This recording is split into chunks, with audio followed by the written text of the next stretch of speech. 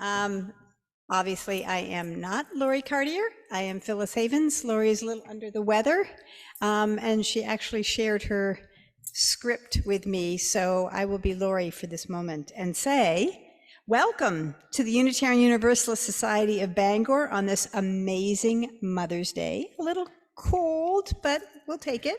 What a glorious week we've had. I think we've got a good week ahead of us.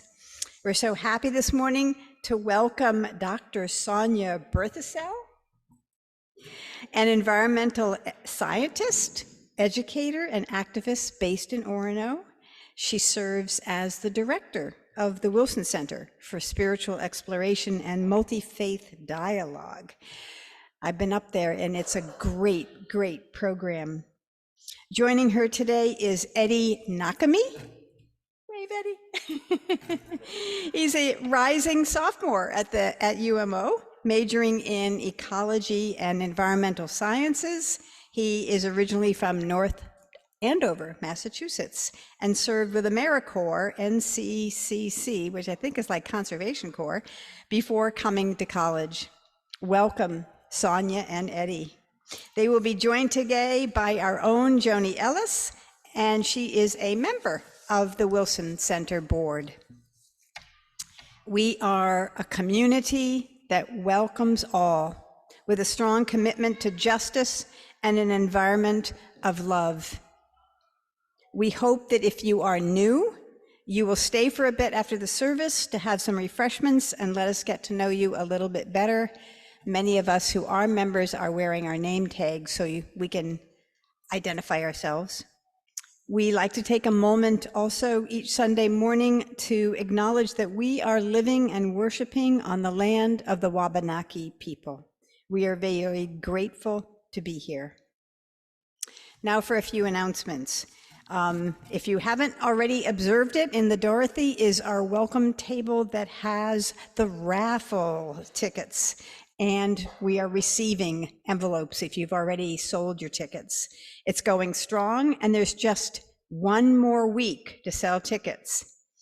And the raffle will be at the beginning of the annual meeting that's immediately after our service next Sunday, which is at 11, well, the annual meeting will be at 11:15, so it's a little earlier than maybe our promo literature indicated. If you're going to buy tickets and you haven't done it already, then you need to buy before the service next Sunday. If you haven't turned in envelopes, you really need to, because we need those tickets so we can put them in the basket. We apologize that some information went out that was not quite right for this year's raffle. Note that the winner will receive up to $5,000 for travel or home improvement expenses, which will be paid by us. Drumming is also happening in the sanctuary today at 11:30. And starting also at 11:30 is the Ringing the Bells and Feeding the Souls second Sunday event. Thank you to all those who work so hard to make everything happen, including quite a team to get us kicked in when we're told we can't get into Zoom. Now we will welcome our UUSB choir and director Molly Webster for the introit.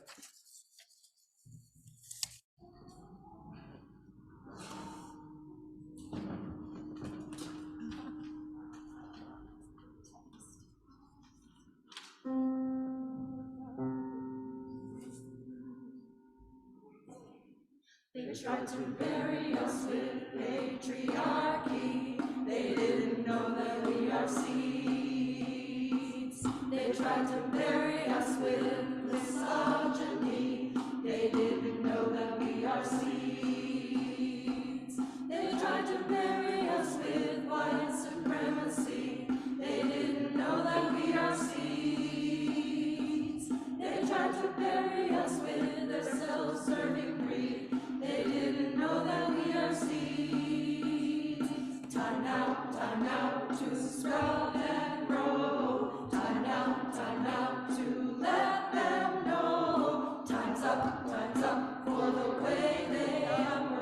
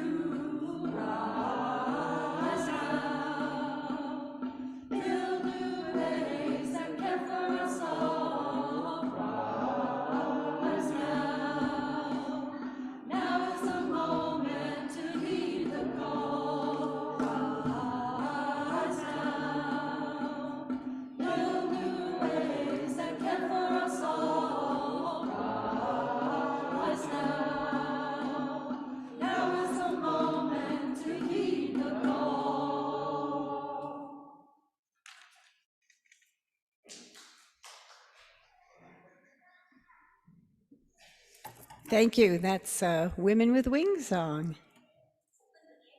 And it's a Linda Kaler song. Thank you.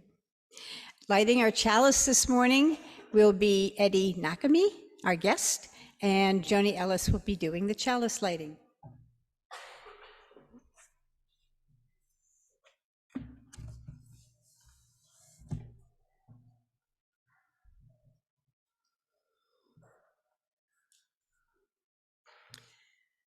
This is a reading by Bear W. Koletswa called The Hearth of the Chalice. As we light the chalice, may our souls become its hearth. We join our hearts to one great flame of bright compassion, beloved community, and fervent justice. May we become lanterns to the world, lighting the way for all.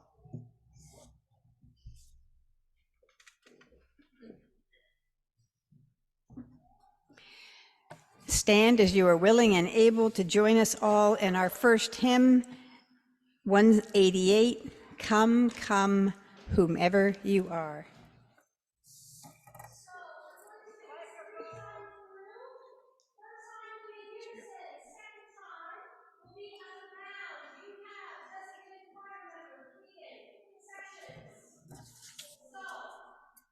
See what happens, shall we?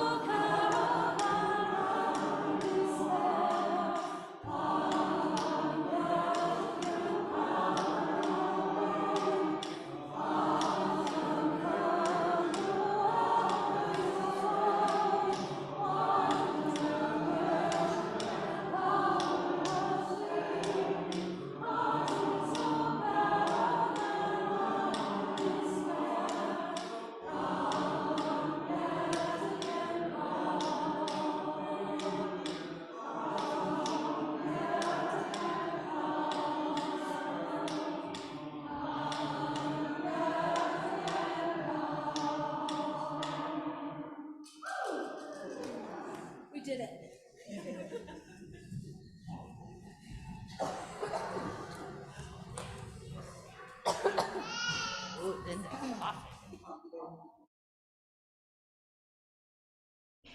Now it is time for all our young and young at heart to join Dr. Sonia on the rug.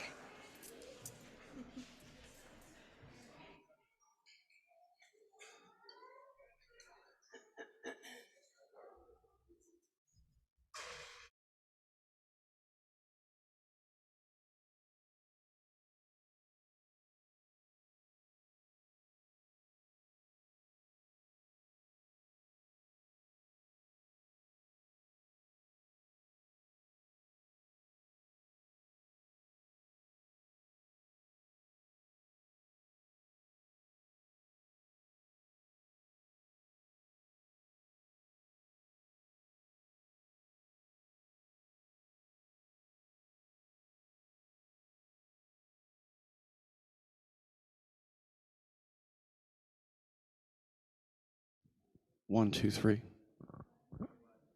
Fabulous. Now everyone, all of the children of all ages can hear me a little bit better.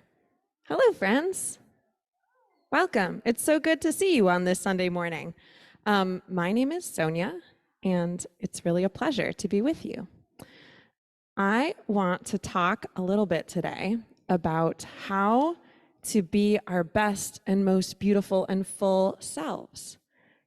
Does some of you want to share something that gives you joy and makes you feel just like overflowing with joy? What?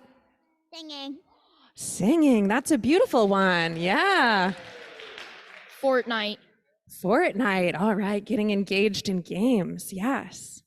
Are there other things that make you feel just overflowing with joy that anyone wants to share? Jumping on my trampoline. Jumping. Yes. Using our bodies. That can feel so good. You have another one. Great. Hanging out with my little cousin, Emma. Oh, hanging out with your cousin, being together with one another. Being with my sister. Oh, that's so nice. Do you have one too? Okay, thanks. Yes. All right. Did you have one you wanted to share? No? Okay. Well, I think that all of us have ways of being in the world and things that we do that make us feel really happy and alive and just overflowing with joy. And I have some of them. For me, getting to be present with groups of young people is often one of them. I really like talking to younger people. Yeah? You forgot? That's okay.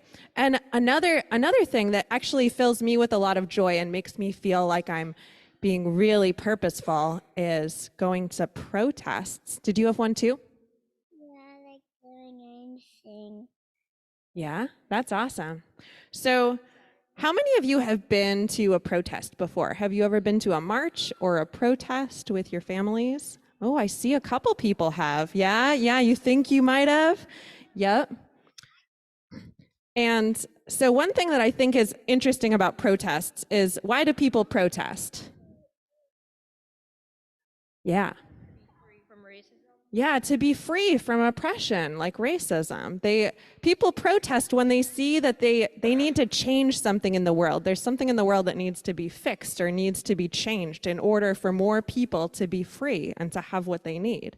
And I love being part of protests. For me, this is one of the places in the world that I feel most called to go and be part. And when I'm at a protest, I am sometimes the person who is up front leading chants or giving speeches. I'm sometimes that person. Not everybody likes to be that person, right? How many of you would not want to be up front giving a speech? Yeah, I think there are a number of people here where that's not their thing, but I bet a lot of you would like to be doing other things. Like maybe you want to bring the snacks to the protest and you love feeding people, or maybe you want to be together there with your friends. And so when I think about trying to make change in the world and trying to be part of the world in a way that I feel really good, I like to think about this. This is a diagram. How many people know what a Venn diagram is? Yeah, a couple people do if you've had this in math class. This is a diagram that shows a way that I think it's really nice to live in the world. This shows two circles. One is what your unique gifts are, or the things that give you joy, like you just shared with me. And then the other circle is what the world needs in order to continue getting better and better. And this is the overlap between those two places, and I call it the sparkle zone. It's the place where your unique gifts overlap with what the world needs. And I believe that each of us really have these places in our lives where we can be so joyful and so much ourselves, and it's also what the world needs. So I try to find places where I get to do this, where I get to just sparkle and be myself, and it's also what the world needs. I used glitter glue to make this. I love glitter glue. Yeah. All right. I'm going to dismiss you all to go to Sunday school, where I know that you'll get to keep being yourselves and being wonderful. And I'm going to spend a little bit more time with the older folks in the congregation talking more about this later. Thank you so much for being present with me. Can we do we usually say a prayer before we go to Sunday school? We sing? Okay, we'll sing you all out.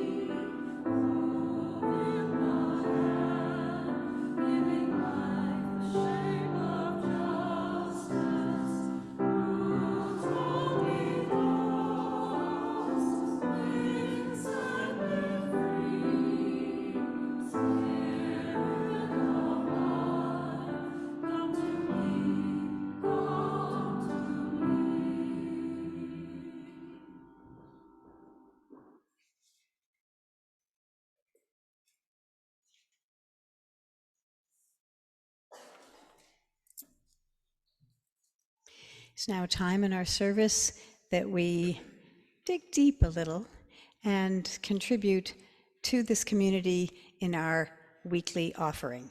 Those that are scheduled to pass the plates will do so.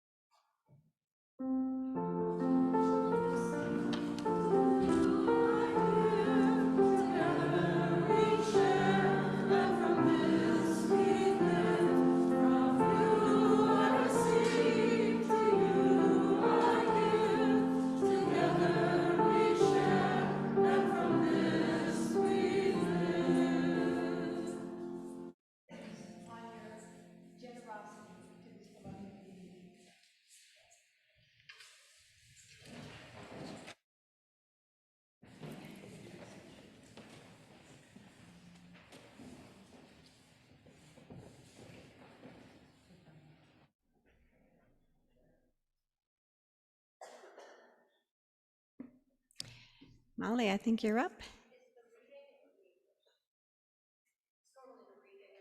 Oh, all right. Well, then Joni Ellis has our reading. This is a reading on the beloved community. The beloved community is a term that was first coined in the early days of the 20th century by the philosopher theologian Josiah Royce, who founded the Fellowship of Reconciliation. However, it was Dr. Martin Luther King Jr., also a member of the Fellowship of Reconciliation, who popularized the term and invested it with a deeper meaning which has captured the imagination of people of goodwill all over the world. For Dr. King, the beloved community was not a lofty utopian goal to be confused with the rapturous image of the peaceable kingdom, in which lions and lambs coexist in idyllic harmony. Rather, the beloved community was for him a realistic, achievable goal that could be attained by a critical mass of people committed to and trained in the philosophy and methods of nonviolence. Dr. King's beloved community is a global vision in which all people can share in the in the wealth of the earth. In the beloved community, poverty, hunger, and homelessness will not be tolerated because international standards of human decency will not allow it. Racism and all forms of discrimination, bigotry, and prejudice will be replaced by an all-inclusive spirit of siblinghood. International disputes will be resolved by peaceful conflict resolution and reconciliation of adversaries instead of military power. Love and trust will triumph over fear and hatred. Peace and justice will prevail over war and military conflict. Dr. King's beloved community was not devoid of interpersonal, group, or international conflict. Instead, he recognized that conflict was an inevitable part of human experience. But he believed that conflicts could be resolved peacefully and adversaries could be reconciled through a mutual, determined commitment to nonviolence. No conflict, he believed, need erupt in violence, and all conflicts in the beloved community should end with reconciliation. An ardent student of the teachings of Mahatma Gandhi, Dr. King was much impressed with the Mahatma's befriending of his adversaries. Dr. King believed that the age-old tradition of hating one's opponents was not only immoral, but bad strategy which perpetuated the cycle of revenge and retaliation.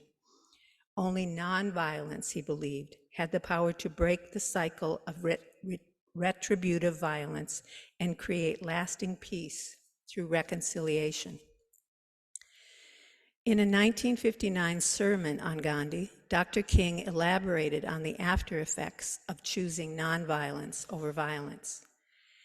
Quote, "The aftermath of nonviolence is the creation of the beloved community, so that when the battle is over, a new relationship comes into being between the oppressed and the oppressor," unquote. In the same sermon, he contrasted violent versus nonviolent resistance to oppression. Quote, "The way of acquiescence leads to moral and spiritual suicide. The way of violence leads to bitterness in the survivors and brutality in the destroyers. But the way of nonviolence leads to the redemption and the creation of beloved community," unquote. The core value of the quest for Dr. King's beloved community was agape love.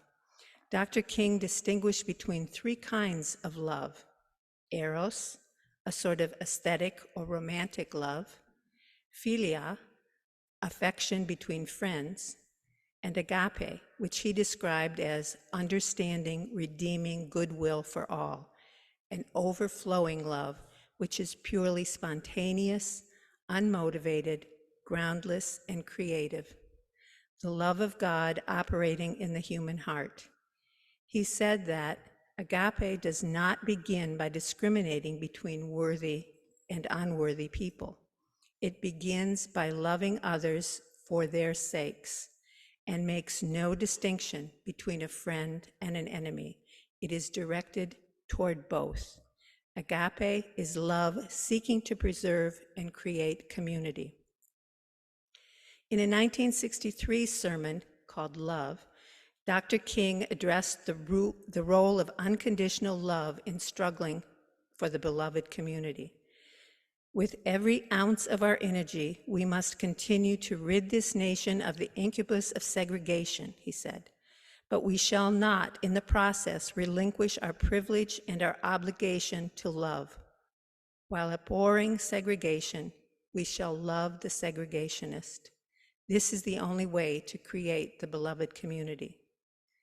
One expression of agape love in Dr. King's beloved community is justice, not for any one oppressed group, but for all people.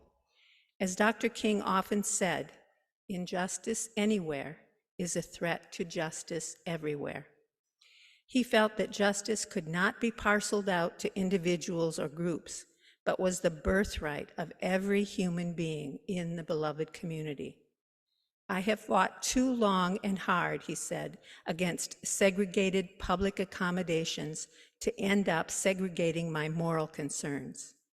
Justice is indivisible. In a 1966 article in Christian Century magazine, Dr. King affirmed the ultimate goal inherent in the quest for beloved community. I do not think of political power as an end, he said. Neither do I think of economic power as an end. They are ingredients in the objective that we seek in life. And I think that the end of that objective is a truly brotherly society, the creation of the beloved community.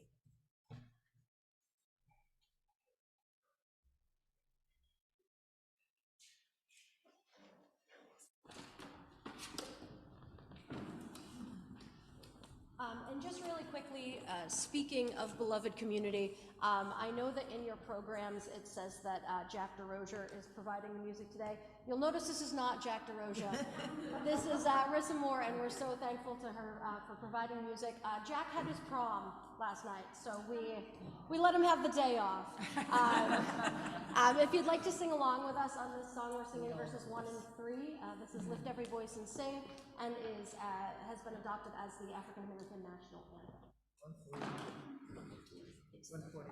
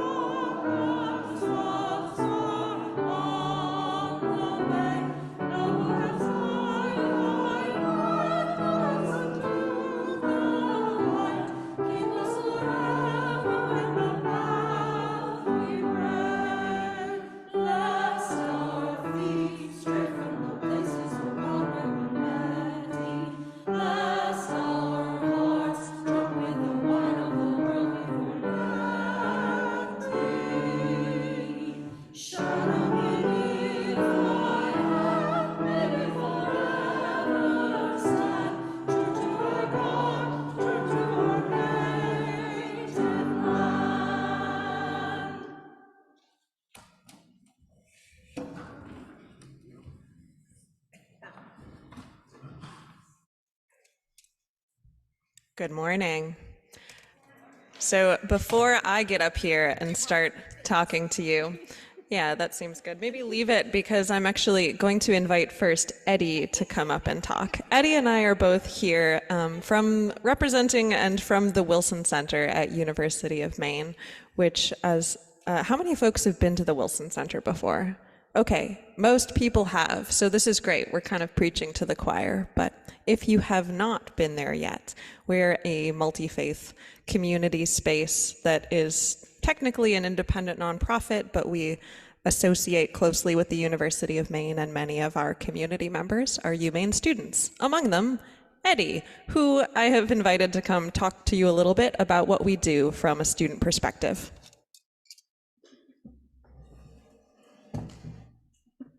Yeah. Good morning, everybody. So like Sonia said, I'm here to talk to you guys a little bit about the things going on at the Wilson Center. As has been reiterated, my name's Eddie.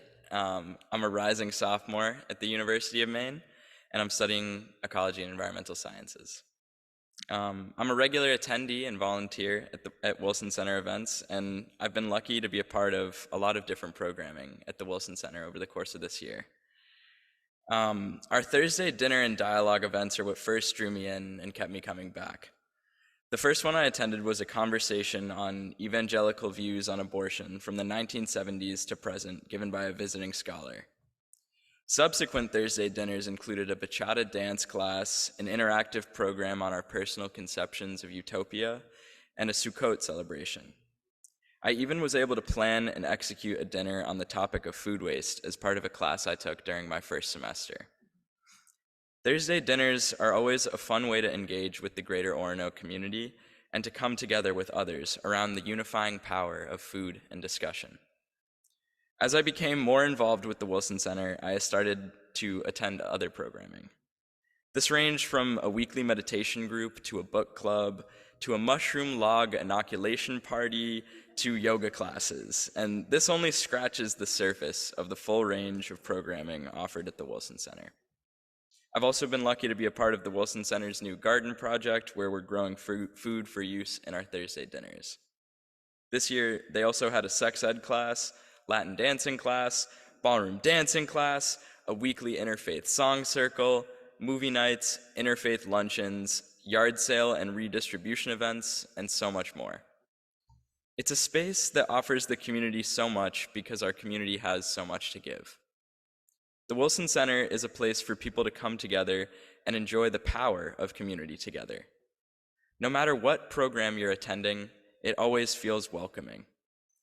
There's an atmosphere of cooperation and goodwill that is infectious as soon as you walk in. And most importantly, it's just fun to be there. Thanks for your time today, and I hope to see you at a program sometime soon.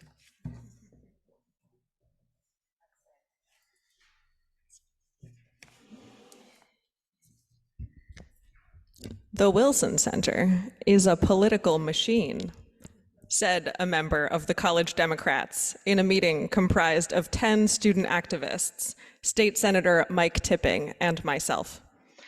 We were launching a campaign to get voting representation on the UMaine Board of Trustees by students, and I was there in my role as person who does political organizing for fun, not officially representing the Wilson Center.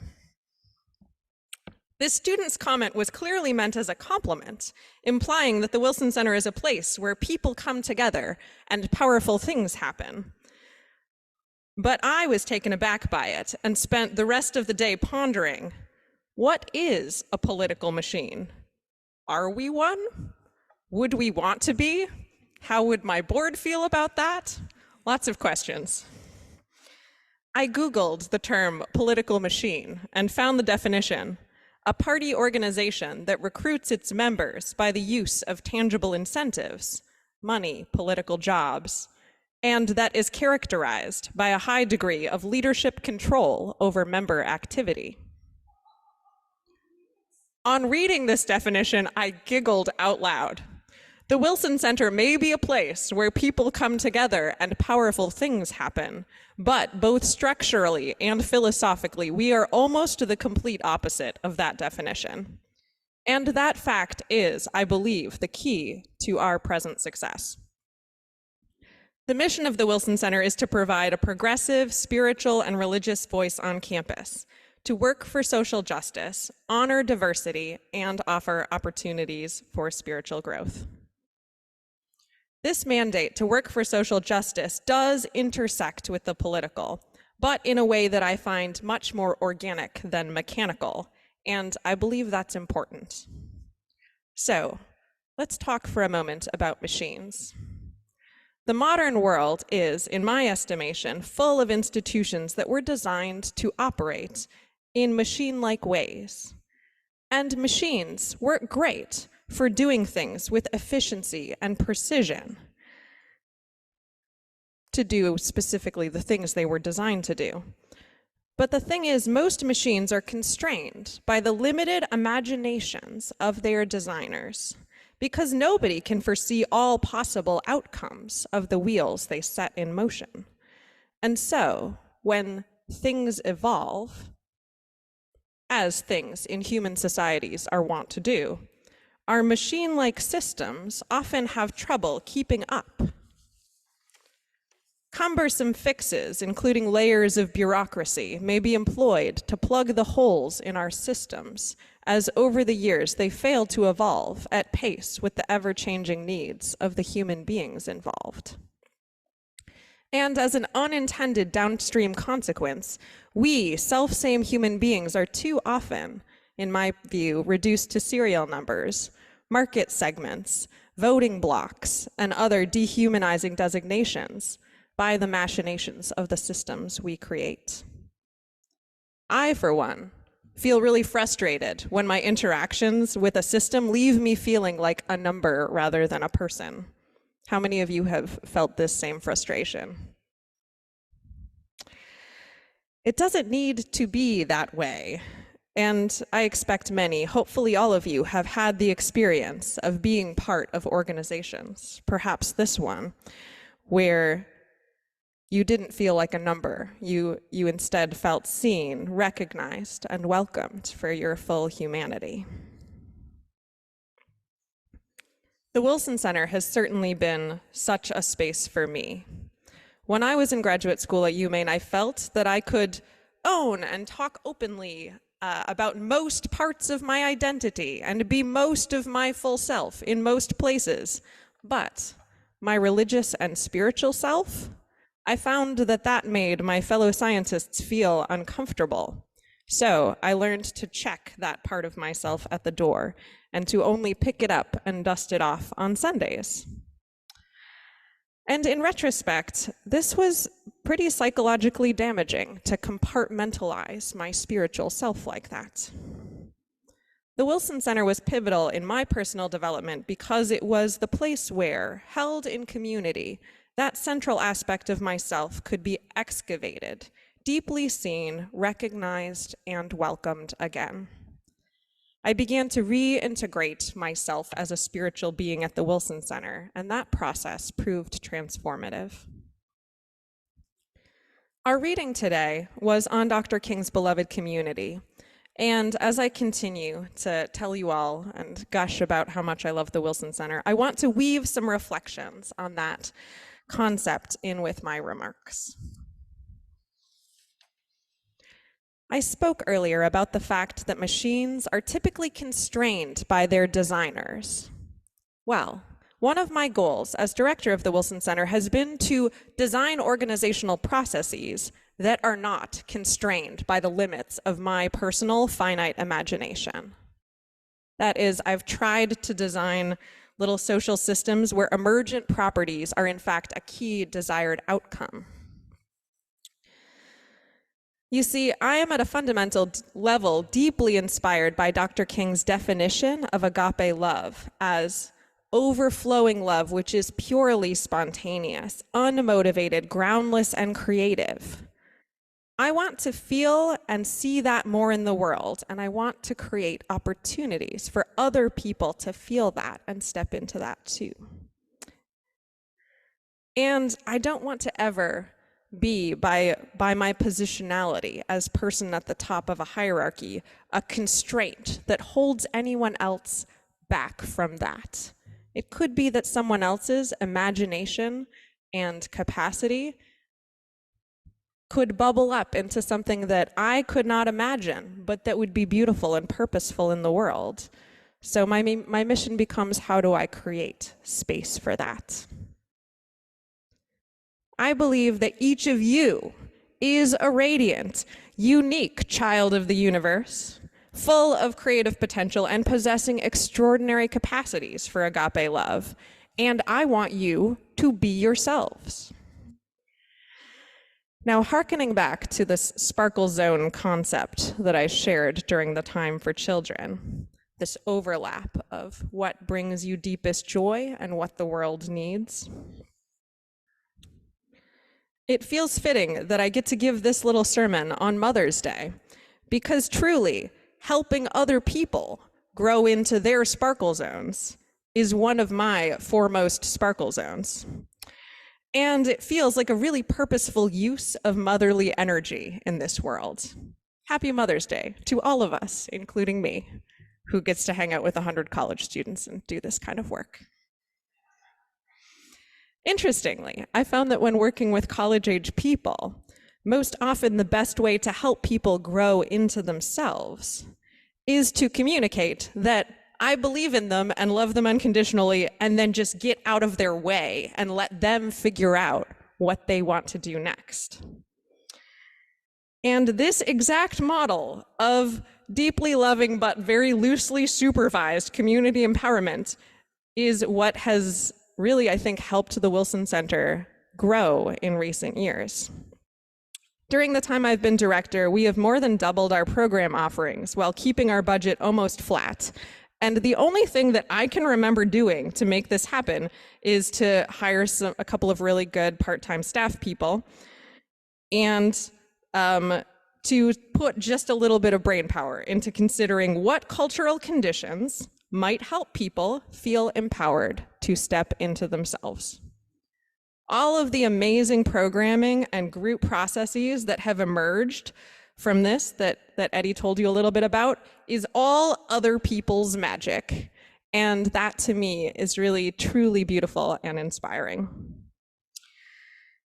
As I alluded to earlier, and hopefully you can plainly see, the Wilson Center is much more organic than mechanical. If I had to come up with a metaphor for what we are, it would be a living being, composed of different cells and tissues that have boundaries and can hold their own autonomy and integrity while still sharing with one another and collaborating to perform all the different roles needed to maintain homeostasis in a well-functioning whole. Some parts might at times have a role that feels challenging, even disruptive, just as immune cells in our body may cause temporary inflammation and pain on the path toward healing. But I try to remember and share the mentality that we are all interconnected and that everyone has a role that is no more or less important to the body as a whole. I believe this ecologically minded vision is very much in line with Dr. King's concept of the beloved community. And it's important that we're all in this together. Dr. King did not write about beloved individualism, nor did he write about beloved in-group moral superiority in comparison to another group. At the Wilson Center, we believe that we as individuals and as community are enriched by diversity.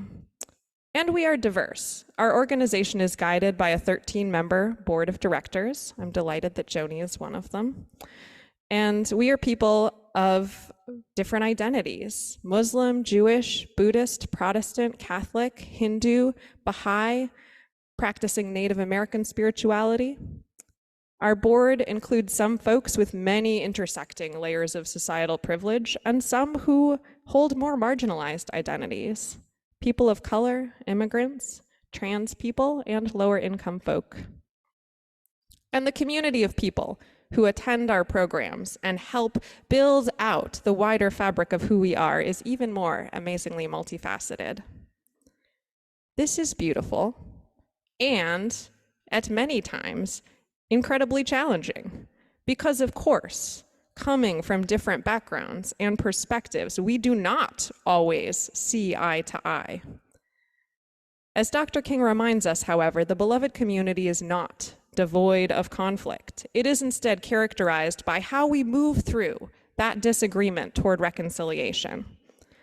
A dear friend of mine once observed that things need to move at the speed of relationship, which I think is great advice.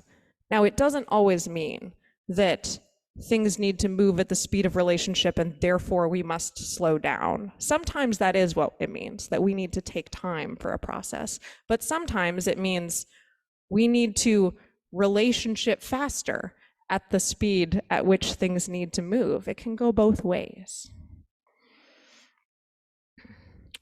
I believe the process our board has used to discern when and how to engage in political work actually offers a good example of this. Our policy is that before issuing statements or leveraging our organizational infrastructure in any kind of legislative cause, we arrive at a place of shared moral clarity and unanimous consent from our board. And this sometimes does slow the process down a bit. It takes time and intention to have those conversations, make sure that all voices are heard, and arrive at a shared moral clarity about what we collectively believe. But this heartfelt relational process often feels more important to me than whatever the final outcome actually is. Similarly, when working with our students and sort of the wider community that is the Wilson Center, the conversations around challenging topics, like the sort of abortion dialogue that Eddie referenced, are undertaken with a shared commitment to challenging our assumptions and ensuring that all voices are heard. This truly is the work of beloved community. If it sounds like fun to you, I did bring a clipboard and you could sign down your email address and get on our mailing list. We send out 1 email a week telling you about all the things that are happening.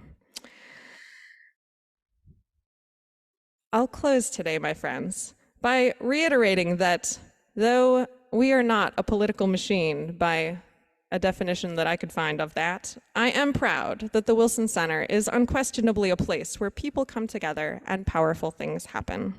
We hope you'll join us sometime soon.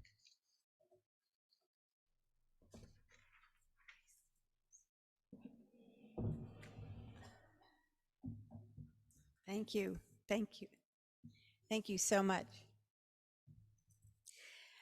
Our closing hymn this morning is 318. I didn't have my glasses on. We would be one. Rise as you were willing and able. Our